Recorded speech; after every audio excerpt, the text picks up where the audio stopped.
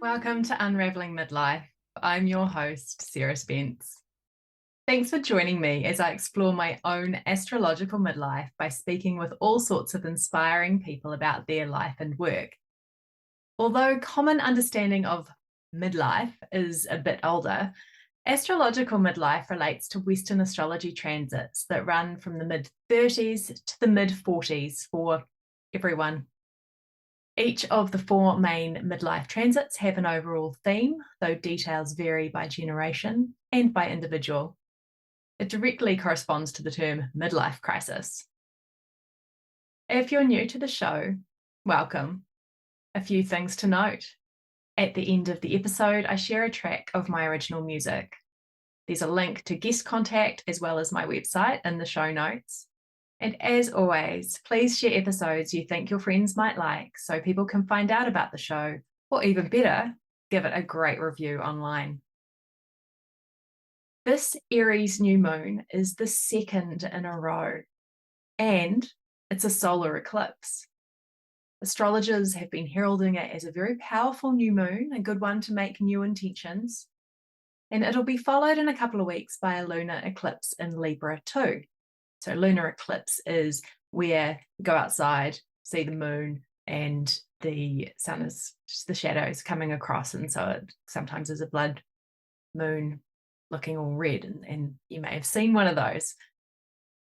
The thing is, sometimes that eclipse isn't visible from everywhere around the world. So I won't be seeing it myself this time. But don't worry, it still has an effect. Eclipse season is upon us. Today's guest is very fitting for a solar eclipse. Bastian Groiss is all about the sun in terms of circadian rhythms. His app, Circadian, Your Natural Rhythm, is fascinating, and you can find out more about this at circadian.life or keep on listening. Bastian, Sarah. welcome. Welcome to Unraveling Midlife. It's great to have you here. I can't wait to hear what you have to offer. Well, let's start. Tell us about yourself. What keeps you alive and passionate about life? What keeps me alive is a good question. I don't really know. Probably oxygen, but yeah. Yeah, I'm really passionate about health. I'm passionate about health. I'm passionate about light. I'm passionate about circadian rhythms. I'm passionate about natural living. I'm passionate about consciousness and perception. Yeah, all these things, all the good things. So, circadian rhythms and natural living. Can you tell us a bit more about that? Yeah, I guess we mostly live now, cut off from the natural world. Most people live by an artificial schedule that's either driven by society or by work most of the time, really. And we just try to fit everything in around that and don't even think about it, really. And unfortunately, people are not aware that that has kind of massive consequences, because that means we are, we live mostly inside, like in the Western world. On average, like people spend 95% of their time inside, which is obviously not so good. So we're cut off from nature, and we're completely cut off from the natural light and dark cycles. And life on the planet obviously has evolved around the rise and fall of the sun. All animals, all plants, even microbes, fungi, all orient their life on that rhythm or via that rhythm, because I need to anticipate when things are happening in nature to be better equipped. And yeah, we lost our way in that. One of the many ways we lost our way, but it's obviously quite a fundamental way. So when I learned about the impact of circadian rhythms, and particularly light, because light is a main driver for circadian rhythms, I just devoured every piece of information that I could find for a few years, and reading books and podcasts and looking at all sorts of videos and just diving into it. And it was just really hooked, because something about the light piece really fascinates me. And at the end of the day, we are light. Light, when it's slowed down, becomes matter. So it's a really fascinating topic on so many different angles, and no one really knows what light is. It's like one of these things. It can be a particle, it can be a wave, but that's all quite a limited perception still. And I remember one quote from Einstein. He said something along the lines that he kind of studied light for 50 years and he still hasn't got a clue what it actually is. And that really hasn't changed. We have more information, we have more nuance in many facets of it, but at the end of the day, we don't really know. And the interesting thing is, like, life is, in a way, is like electromagnetic. It's not biochemical. So the electricity that animates life, it's quite it's such a complex thing to dive into, because you need to have an understanding of physics. Then we have the entire realm of kind of quantum physics and quantum biology that's emerging, where the entire piece of circadian rhythm, the light, actually slots in. But even if we don't go there, like on a fundamental level, it's just like really what organizes life. And what organizes life in our body, in our physiology, are circadian clocks that determine what happens when. Each cell has a clock, and obviously the cells need to communicate between each other, the tissues need to communicate between each other, and all of that is organized and orchestrated by circadian clocks, which are again driven by light. So it's really it's a really fundamental, essential kind of baseline of life. And if circadian rhythms are disrupted, then in a simple way, we end up with disruption and we end up with inflammation. And inflammation is a synonym for disease. Oh, that's actually a really good point. Inflammation is a synonym for disease. So for your average person who might not want to get into the quantum physics, quantum biology kind of thing, what does that mean? Is there a prescribed way we should be living across the board, or do different people have different rhythms? Like, people talk about the morning lark and the night owl. Like, how does all that all come into play? Well, there's lots of discussion around it. But if we look at it, we're the only species that decided to not pay attention anymore to what's happening in nature, and to kind of disconnect from the natural rhythm. We don't care anymore when the sun rises. We don't care when the sun sets. We just do whatever we want when we want, because we can. So there's no other species that behaves like that. And if we obviously look at our rampant diseases, and we're getting sicker by the day, and modern diseases from cancer to diabetes to Alzheimer's and everything else, autoimmune diseases are skyrocketing.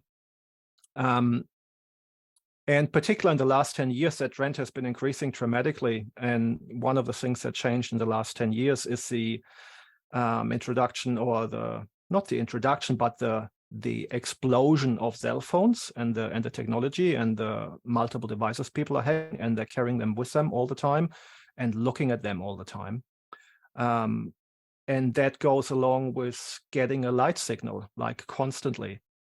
And that light signal is basically, whenever you look at your phone, to put it simply, you tell your brain it's midday. Okay. So your master clock, which sits in the SCN, in the hypothalamus region of the brain, gets the wrong light signal. Hence, coordination with every other cell of the body is like off, and that in itself is just a big issue, really. Right. So every time we scroll first thing in the morning or last thing at night, or middle of the day. And if you do it in the middle of the day, it's not so much a problem, because you're kind of, at least, kind of the timing information is right. Because the thing is, with circadian rhythms, they're not only help us anticipate when certain physiological processes need to happen in our body. There's also a rhythm when things ought to happen, like, for example, cortisol needs to rise in the morning, spike basically and then kind of recede over the course of the day. And then on the other end, or antagonistically to that, you have melatonin at night, which slowly rises when cortisol kind of is at its lowest. And then that's supposed to rise. So blue light from devices interferes with that massively. So it's just one example where just one rhythm, and there's a rhythm for every hormone in the body. There's a rhythm for every process that's being disrupted. So, and that's really the problem. And the idea with, or the discussion around, night owls and morning birds, for example, it's interesting if you look at people who do night shift, for example, their health across the board is just way worse than in the general population. And a similar thing you see actually in people who have a preference to be awake at night. Same thing. Not quite as pronounced or not quite as bad as in people who do shift work, but similar across the board, the health is way worse than people who have a preference to be awake in the morning. So that in itself tells me that we're not meant to be awake, like for large chunks of the night. And also the thing really is that an enabler, or what enables us to be awake at night in the first place, is artificial light. If we wouldn't have access to artificial light, we would get sleepy and fall asleep. Yeah. And even if there was a big fire, a bonfire, that kind of has a different quality of light, right? Very different. And we kind of know all of that because the LEDs have been introduced like in the early 2000s with the idea of increasing productivity, which they actually do, because they give you a hit. The blue light wavelengths is a little bit of a stressor. It raises cortisol. It gets adrenaline pumping. So it gives us actually a boost. But if we do that at night, well, that's not when it's meant to happen. So if we would take that stimulus away, the vast majority of people, I would dare to say 99% of people, would go to bed earlier. Yeah, I'm very much a daytime person myself. I really struggle staying up till midnight sometimes. I mean, it's just interesting. We're just so, personally, just from my experience, we're just so, I was so unaware of even when sunrise is. Like, and it didn't concern me whether it was summer or winter. I just got up when I either had to get up or when I felt like getting up, disregarding anything else, any kind of rhythm. And that's another really kind of key aspect that's not very sexy, is kind of that sense of continuity and consistency. Because the rhythm, and it's very, very obvious in children and in toddlers in particular, right? If their rhythm is disrupted, they're cranky as fuck. Excuse my, it's not fun to be around. But a similar thing happens in adults. We're no different. So if we constantly disrupt our rhythm, or if we don't have a rhythm because we're all over the place, that's not helpful on any level. No, I agree. I work so much better on a good rhythm. Yeah, it really gets me in October and November, and the sun rises really early, and I naturally wake in around sunrise, and it's really annoying because I want to sleep a bit more, but I find it virtually impossible. Oh, so you clearly know a lot about circadian rhythms. Is that part of your work? What do you do? Do you work with people on that? Yeah, no, I don't work with people. I run a little startup. We have an app called Circadian, Your Natural Rhythm. So that's kind of my baby and my passion, and what I'm kind of keen about, because it's just a good way of reaching people and basically just helping them, creating some more awareness of what's going on and the problems and why they should even care about it. And then also just in a simple way of kind of restructuring your day and your rhythm. And the whole idea is to start living more by your biological rhythm and optimize for that, and then fit in the rest of your life around that. Oh, yeah. Yeah. And who doesn't want better health? Yeah, but again, that's the thing. We need to make some sacrifices, right? We need to prioritize it, because if we're not willing to prioritize it, it comes second, third, or fourth, or fifth, and then it just doesn't have the standing it needs. In particular, when we age, we really don't have the luxury to, I guess, to dabble, or just to just deal with it another day. It just doesn't work like that. So, I mean, given that the podcast is loosely based on like that astrological midlife, like when did you find the circadian rhythm stuff? I mean, you kind of like just really passed through astrological midlife recently, like last year. So was it over that time between like 35 to 44 that you found that? And Yeah, I probably came across circadian rhythms when I was 39, 40. yeah, right in the middle. Hmm. And Yeah. so how do people use the app? Well, basically, you just download it and just start playing with it. The idea is really just, it depends what you want to address. It's really about making some lifestyle changes. And whether that's starting to wake with the sun, where you set, your morning alarm in relation to sunrise, and just have that as an anchor to nature. And then let's say whether it's, ideally it's like a little bit before sunrise, but even if it's like half an hour or an hour after sunrise, then at least you're kind of tied in with the seasonal changes, and you have a reference point that's actually based in the real world rather than something artificial. Whether it's something like that, or going to bed at the same time, or maybe start wearing some blue blockers after dark, so you block the blue light and don't get mess up sleep and circadian rhythms. Or they're like the glasses, you mean? yeah, there are blue light blocking glasses, like with orange or red lenses, and basically you want to put them on after nightfall to protect your circadian rhythm, because otherwise the blue light triggers the melanopsin cells in your eye, which tell your SCN that it's daytime, and we need to be awake and we need to be active when we're actually in the process of winding down and shutting shop. So what's your take on daylight savings? Well, daylight savings is definitely not helpful, but it's just another, whether it's standard time or daylight savings time, some people get themselves in a snit about it, one way or the other, but both is arbitrary. It's just a clock number that really has no bearing. If you want to do one thing, that's why it's so important to start relating your rhythm to the sun somehow. Because then you only need the clock time, whatever the clock time is, to kind of organize social or work activities. But as long as you're kind of waking and sleeping and eating, ideally, is kind of based around the natural rhythm, then you don't have a problem, really. So what is that eating around the natural rhythm? Is that eating around sunrise and sunset as well as in the middle of the day? Well, in a simple way, to eat during the day and not eat at night.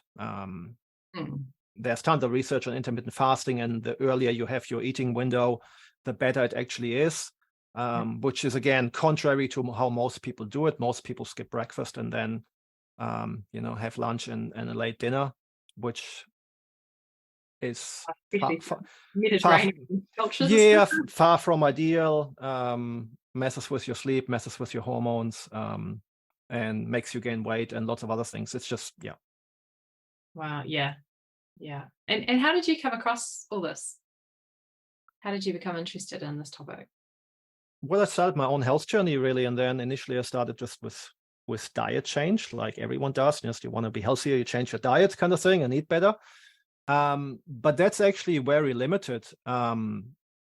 Yes, you can make lots of progress for sure, because particularly when most people, if you eat a shitty diet of processed food, and most food these days is full of chemicals and either other poisons, particular grains, like full of glyphosate, which is like not good at all. But so you can clean up somewhat, but still food is just fuel for the body.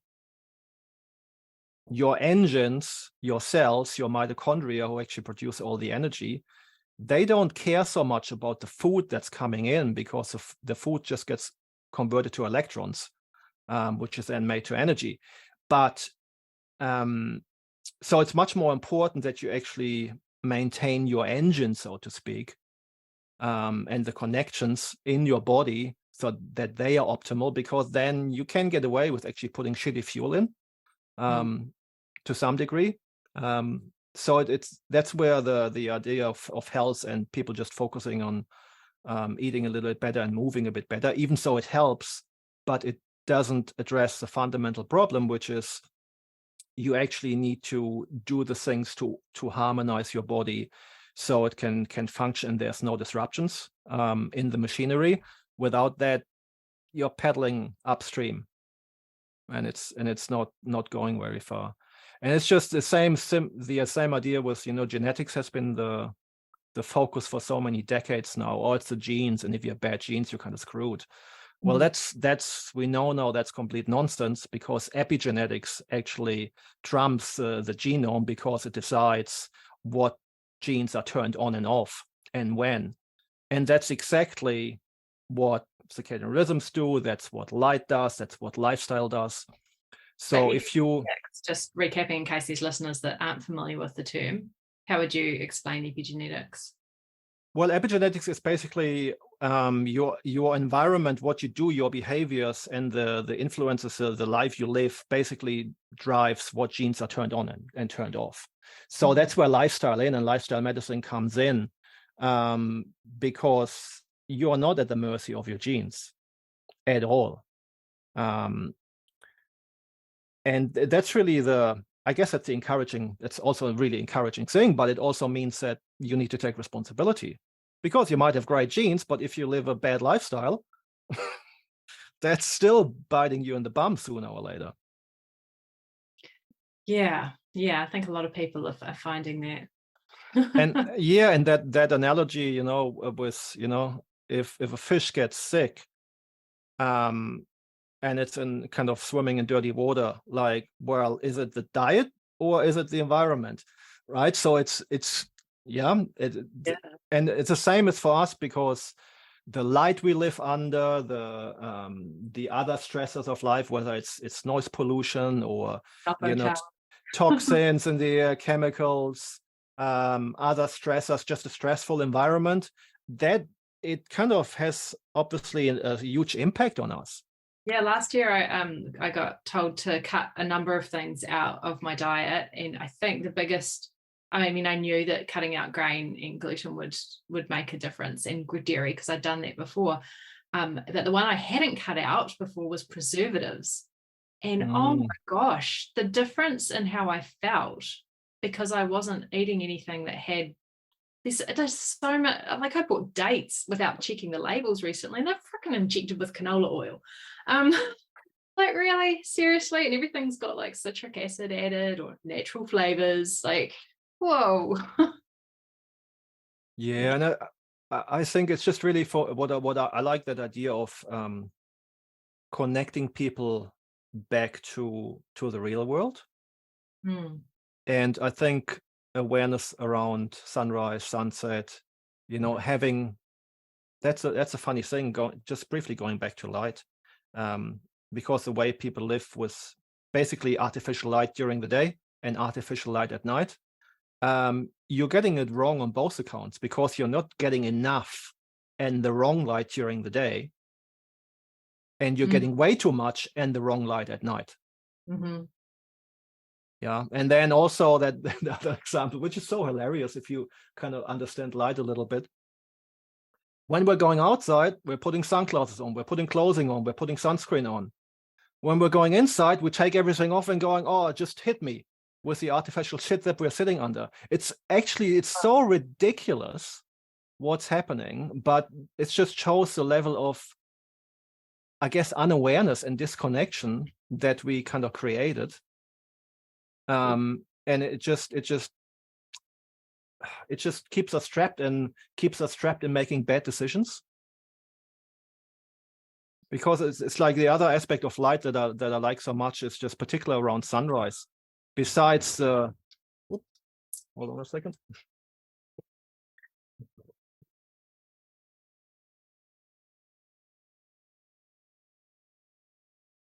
So at sunrise, besides setting your circadian clock, besides kind of spiking cortisol, besides preparing you for the rest of the day gently with a lot of the red light that's there. I know we haven't talked about all the details, but so much is happening at sunrise when you're exposed to it and when you perceive it with your skin and your eyes. But there's also something like actually kind of spiritually, like the light of the sun. It kind of reminds me, at least, to it. I'm not thinking small, I'm thinking much bigger. Like it has an expansive kind of quality, and it has a soothing quality, and it's almost like that spark of life, that ignition, that waking up. It is that literally, and it is that metaphorically as well. And we kind of, we're not doing well if we're disconnected from nature, and that kind of finding a way to touch back in on a daily basis can be so powerful, and is most powerful for almost everyone who does it. And once you kind of start, you get hooked, because we're actually designed to be addicted to the sun. Mm-hmm. We make particularly with under UV light, which is like, oh, dangerous. No, well, if you're behaving in stupid ways, yes, it is, like everything else. But we make dopamine, we make serotonin, we make beta endorphin, we make a whole range of other kind of compounds that actually not only boost our mood and cognition, it also really draws us. We're asking for more because we want more, because it feels so good. Nature isn't so stupid that it would design us this way if it would actually be detrimental to us. So I know that, like the sun, it's almost, so many of us don't really think about the fact that it is our life force, really. If we didn't have the sun, we wouldn't be here. Nothing would. Nothing would. But I also know that there's a lot of focus on phases of the moon as well. In your circadian rhythms, what are your thoughts on moon and moonlight? I haven't really looked into that too much. What I gather is that, and you become more aware of it, because particularly if you stop switching the lights on at night, or just have really dim lighting, or ideally kind of an orange or red light, because that doesn't disrupt. If it's dim, it doesn't really disrupt circadian rhythms. So if you do that, one thing that happens, you become more aware of the moon. And when the moon is actually out and there are no clouds, it's like, holy shit, it's bright, like super bright. And I noticed personally that when the moon is full or close to full, I actually need to I have an eye mask that I put on when that's the case, so I can actually sleep, because I think we had rituals like during that time, right? When the moon was full, we were more active. We used that time for extended hunts or for celebrations, because the light kind of almost like made that happen, because you can't, even though it's very dim, it's such a low lux, even though it appears really bright, it still has a invigorating and stimulating effect. Yeah, it sure does. I know that when I lived without a car, because I'd be walking home after dark, it's really led by the light of the moon. I remember seeing it, like in Canada, with just glinting off all the snow. It was just fabulous. Yes, even beautiful in the woods, like walking in the woods at night when the moon's out. Your eyes adapt. If you don't use a flashlight or anything, you can just it's like awesome. Yeah.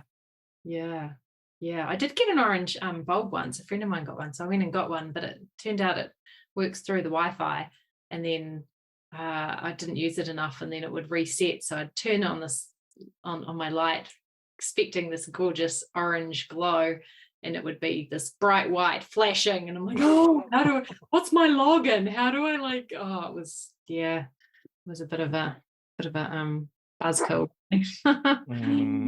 Yeah. Use it a lot. I think that would work out okay. But then it's all the invisible Wi-Fi and all that happening as well. Yeah. That's another whole rabbit hole to go down into, but yeah. Yeah. So how do people find your app? What's the name of the app? The app's called Circadian, Your Natural Rhythm. It's on the app in the Play Store. So you can either go there directly, or easiest way is just going to the website, which is circadian.life, L-I-F-E. And all the links, the content is on there. Circadian.life. Great. Because that's what you're doing, living circadian. Yeah, and just that's the thing. It's just like it's quite nice to really start to live more outside with the elements, with nature. Just set up an outside shower and a composting toilet, and so it's just everything is more. Yeah, I'm not so cut off, and really that's kind of where I want to go and just explore how far I can take it. And I also just notice, I'm 45 now, and fitter than I've ever been, and in better shape than I've ever been. And I see people around me kind of declining. And it's just it really like hit me that it's like, okay, I get it. Like if you want to have a good quality of life, if you want to be healthy, if you want to be capable, you need to make health your number one priority. There's just no way around it. And it's not even, for me, that's not really so much the driver. It's just more like I really want to find out like what this body is capable of if I take the best possible care of it and just see what happens. I'm just really curious about that. Just like, it's like, oh my God, what's going to happen? Like, what's going to happen, and how will I be in better shape in 10 years than I am now? Is that possible? I want to find out. So it's just like, I'm really like curious. So, I mean, I don't mean to pry, but it's not just getting up with the sun and going to bed early and the lighting and stuff. Have you been doing like different physical activities and things as well? Oh yeah, movement and exercise is essential for sure. There's no way about it, and good food is important too. It's the whole lifestyle, it's the whole enchilada really. That's important, but the baseline for that your body can function at its best, and that the rhythms that are supposed to happen are actually happening and are not interrupted. That's all about, well, the three triggers for circadian rhythms is light, food intake, and movement. So it's more about the when than the what, if you wish. So the timing is really important. So again, with food, the idea is to eat during the day, and it's like, again, if you think about it, it's like, you don't need food at night. You don't need energy at night. You're going to sleep. You're going to rest and shut shop and repair and replenish. We need energy during the day, so it makes sense to eat during the day. So that's really important. And then movement, similar thing. You want to move during the day. You want to be active during the day, and not go to the gym at 8 at night and go for a full-on workout and then try to sleep at 10 o'clock. It's just like it doesn't make sense in any book. Yes, it makes sense if you live in artificial rhythm and can't fit it in any other place or any other time, but it's not in your best interest. So you said it doesn't really matter what you eat, it matters when. I just wanted to clarify that, because you could have what you eat, like if you if you have the let's say you take the best possible meal that you can think of, and what that is, let's leave that up for discussion. But let's just say you have the best possible meal and you eat it like at 8 o'clock at night, and then you go to bed at 10. That meal is not healthy. No. That's kicking you in the guts, literally. And which is better, McDonald's at midday? Well, in a way, yes. But the ideal would be a really healthy meal at midday. That would make sense. That would make sense, wouldn't it? Just wanted to clarify that. Just okay, taken out of context. That doesn't matter what I eat as long as I eat in the day. Boiled chocolate, ice cream, chips.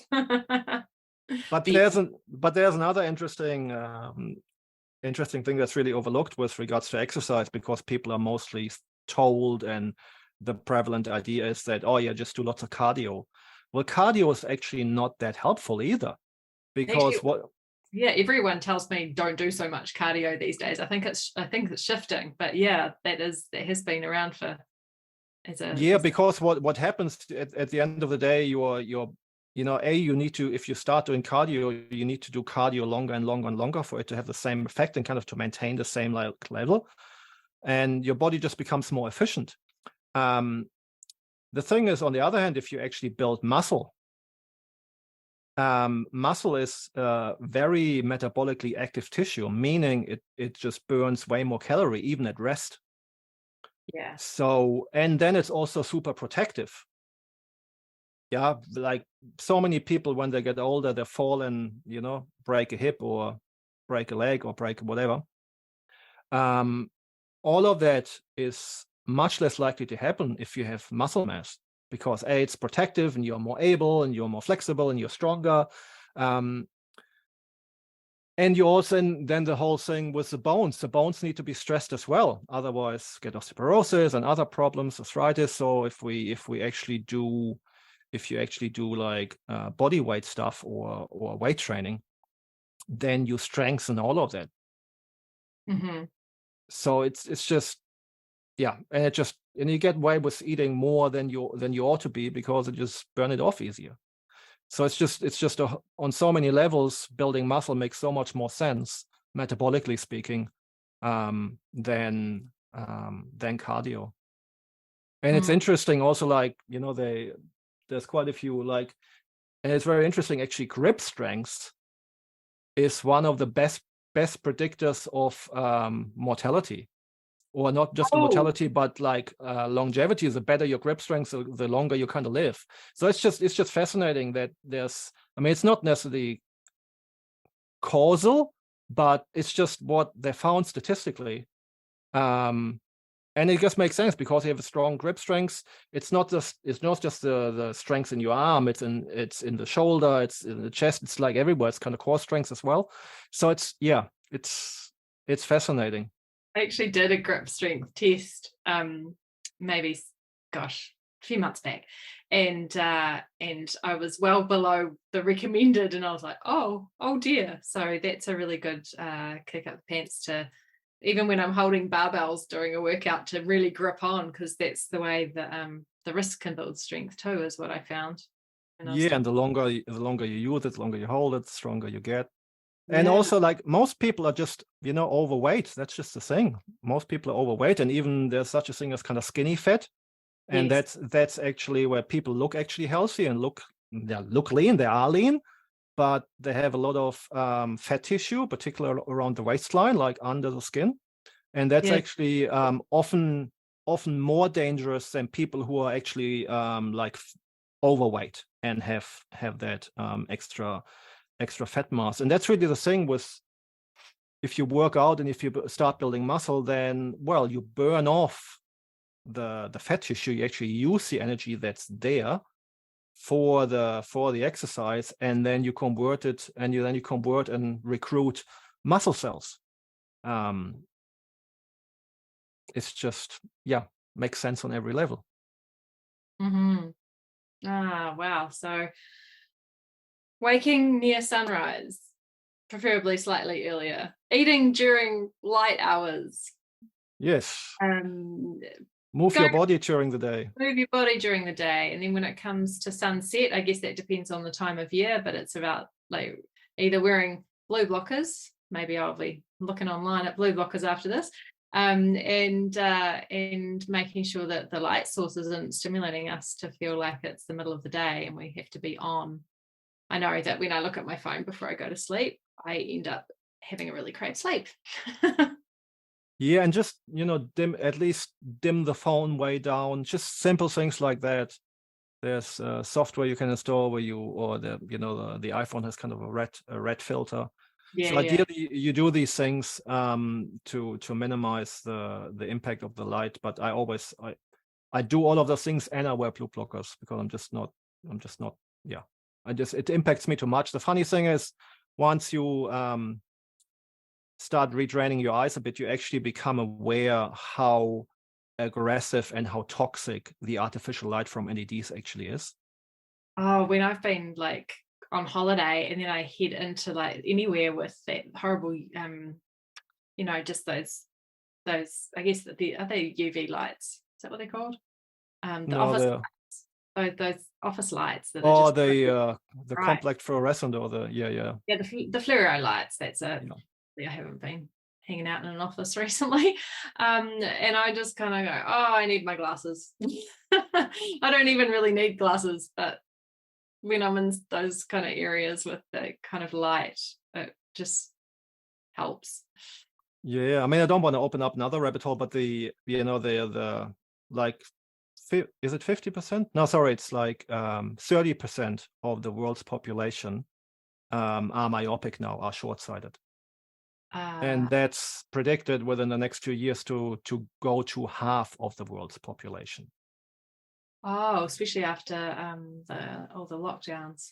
Yeah, well, that's contributing as a big factor. And the the official theory is like, oh, it's because we only look at things kind of close to us, and like with all the devices and the screens, and we're not looking out and having the vista anymore and doing long distance viewing, or very little.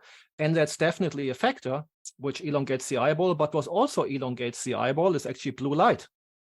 So just the quality of the blue and light. Right. It's better, doesn't it? I think I just throw that in quickly because it's important for people to know this.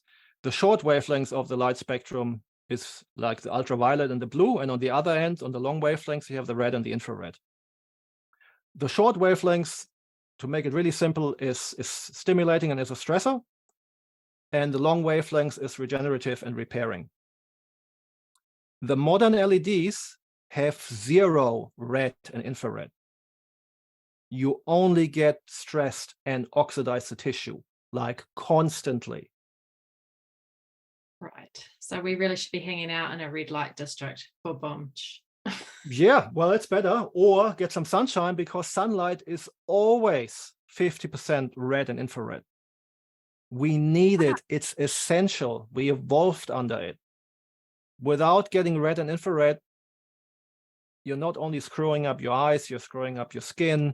There's so many other aspects, and because light also penetrates really deeply, we need the red and the infrared, and most people actually live almost without it. Wow. You cannot repair, you cannot regenerate. It's impossible. It's a fast track to disease and breakdown of tissues. I guess with so many things being remote, that one advantage of working from home is like not having the fluorescent lights and being able to have more natural light. Wow, plenty of food for thought. So circadian.life to find the app, Circadian, your natural rhythm. Yes. Yeah, great. Oh, thanks so much, Bastian. Have you got anything else that you want to leave listeners? No, I just hope I just got some people thinking in a new way, and just raised some thoughts or triggered some people, whichever way it goes. That's all good. And just, if people want to investigate and are curious, then my job's done. Great. Thanks so much. Thank you.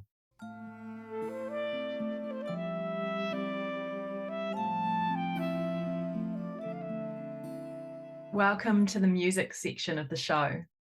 With the show's focus on the sun, I have unearthed the first recording of the very first song I ever wrote. It was recorded in late 2002 at Yashodhara Ashram in Canada, back when recording equipment was not easy to come by. Therefore, keep that in mind when you're listening. The song arrived while walking in the Hooker Valley in Aoraki Mount Cook National Park in early 2000, just after we'd survived the Y2K bug. I went back to the valley this summer, and although it's become an incredible superhighway of many more people than there used to be, it still holds the same impactful sense of peace and oneness as ever.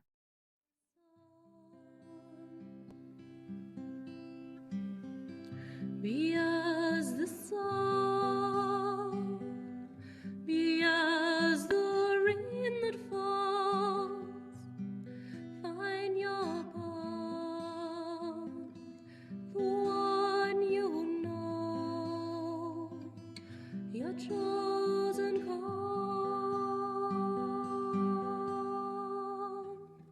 Be as the sun, be as a rainbow bright, bless the world and light up your life.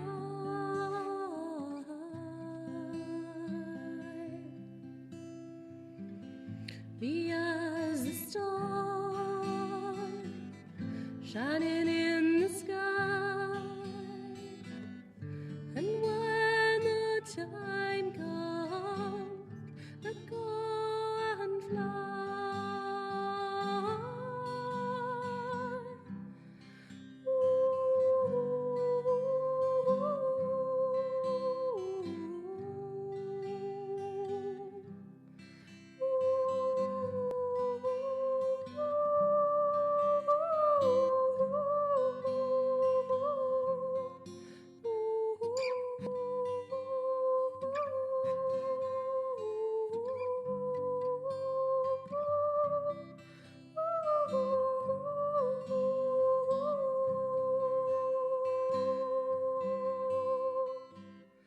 Be as the sun,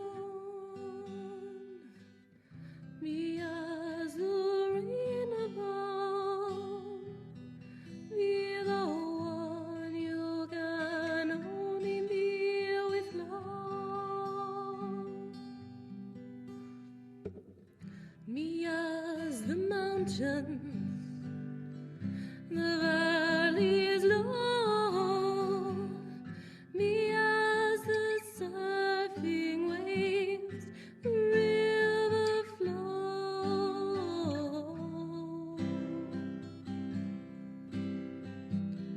Be as the sun, be as the sun, be as the sun.